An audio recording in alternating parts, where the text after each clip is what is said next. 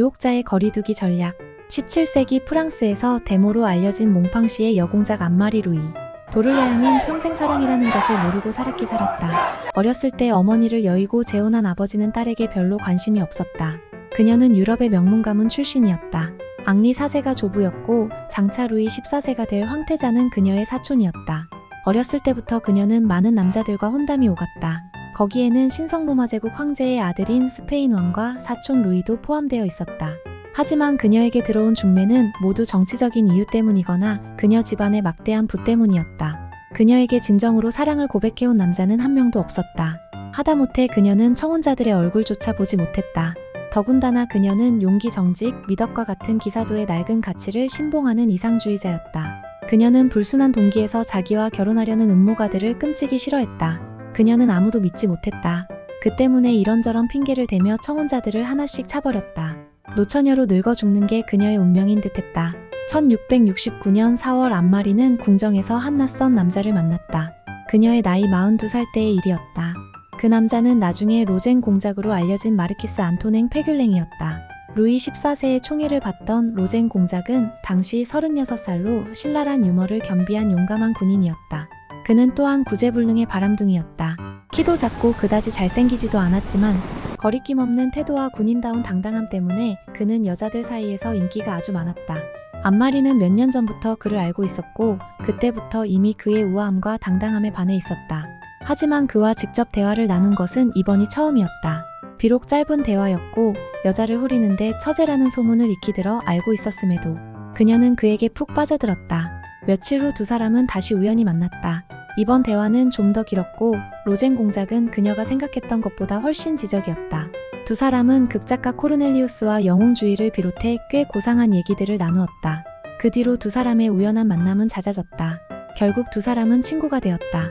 안마리는 자신의 일기에 레젠 공작과 만나 대화를 나누는 게 하루 중 가장 즐거운 시간이라고 썼다.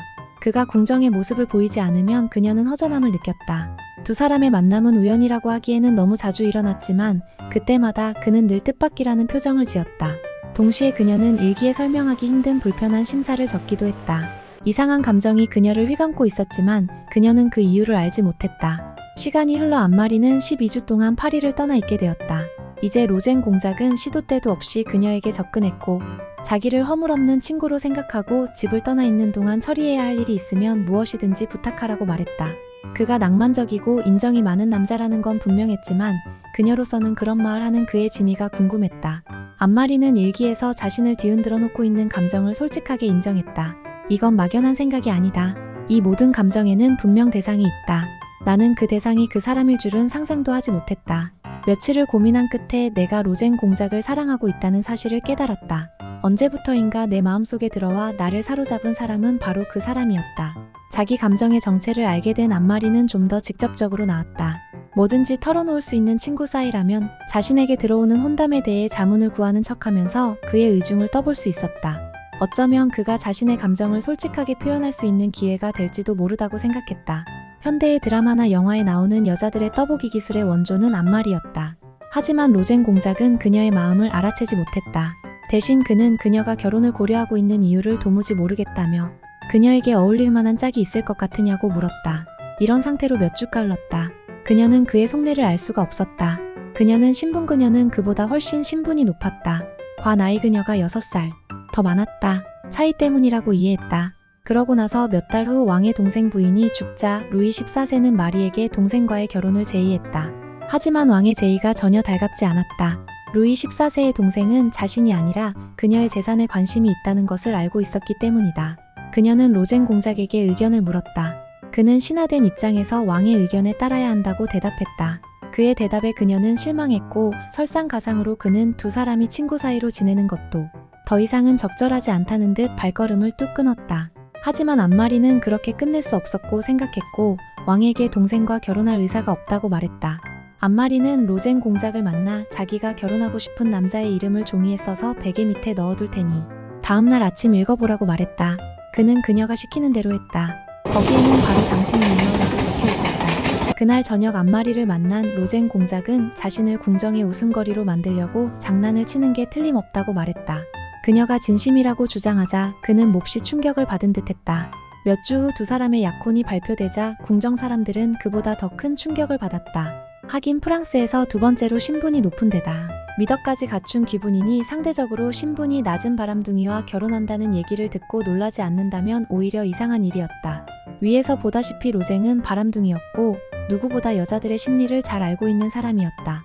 그가 마리의 마음을 몰랐을 리가 없었다. 하지만 그는 아주 천천히 마리에게 접근했고 그녀가 완벽히 넘어올 때까지 인내심을 가지고 기다렸던 것이다. 유혹자가 갖추어야 할 요건은 사람들을 자신이 원하는 방향으로 이끌어가는 능력이다. 하지만 게임에는 늘 위험이 따른다. 다른 사람의 각본에 따라 행동하고 있는 게 아닌가 의심이 드는 순간 상대방은 분노를 표출한다. 그리고 머지않아 등을 돌리고 말 것이다. 타인의 의지에 노란하고 있다는 걸 아무렇지도 않게 받아들일 사람은 없다. 하지만 상대방이 눈치채지 못하게 자신이 원하는 대로 상대를 조종할 수 있다면, 그러면서도 기선을 잡고 있는 쪽은 바로 그들이라고 생각하게 만든다면 이것이 바로 우애의 힘이며 어떤 유혹자도 이런 힘 없이는 마술을 부리지 못한다. 방법은 간단하다. 일단 적당한 상대를 고르고 나면 그 사람이 먼저 다가오게 만들어야 한다. 상대에게 먼저 접근한 쪽은 자기 자신이라고 믿게끔 한다면 이미 게임의 승자가 된 것이다. 상대방이 먼저 접근하게 하려면 그럴 수 있는 여지를 만들어 주어야 한다. 여기에는 여러 가지 방법이 있다. 우선 상대의 주변을 맴돌며 자신의 존재를 알리는 방법이 있다. 이런 식으로 서서히 관심을 끌면서 상대방이 다가올 수밖에 없도록 만들어야 한다. 로쟁 공작이 안마리에게 썼던 방법처럼 처음에는 친구 사이로 출발할 수도 있다. 이성 친구로서 늘 적당한 거리를 유지하면서 서서히 가까워지는 것이다. 이 밖에 처음에는 관심을 보이는 척하다가 뒤로 물러서는 방법도 있다. 하지만 어떤 행동을 취하든 어떤 유혹 방법을 택하든 강요해서는 안 된다.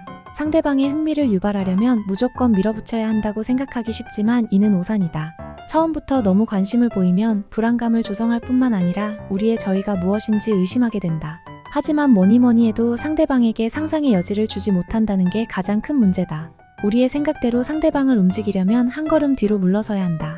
우리에게 강한 영향력을 행사하는 상대를 다룰 경우에는 이 점을 더욱 명심해야 한다. 이성을 완전히 이해한다는 것은 불가능한 일이다.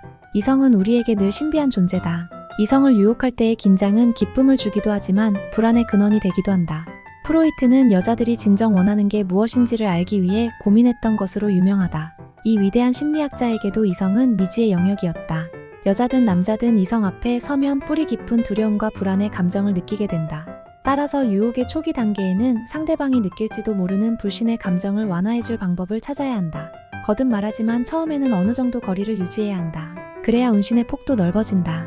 카사노바는 옷과 극장, 가사일에 관심을 보이는 등 여성스러운 면도 어느 정도 가지고 있었는데 젊은 여성들은 그런 모습에서 편안함을 느꼈다.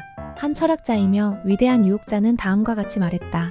여자는 상대가 아무리 사랑한다고 고백해도 스스로 사랑한다는 확신이 들지 않는 한마음을 열지 않는다. 사람들은 상대를 기쁘게 해주려는 욕심에 서둘러 자신의 감정을 드러내려 한다. 하지만 섣불리 감정을 표현했다가는 오히려 역효과를 가져올 수 있다. 이렇듯 감정을 숨기고 상대방에게 상황을 판단하게 만들어야 한다. 다음 시간에는 분위기를 연출하는 방법에 대해 알려드리겠습니다. 구독과 좋아요는 저는 미치게 만들어요. 다음 시간에 만나요.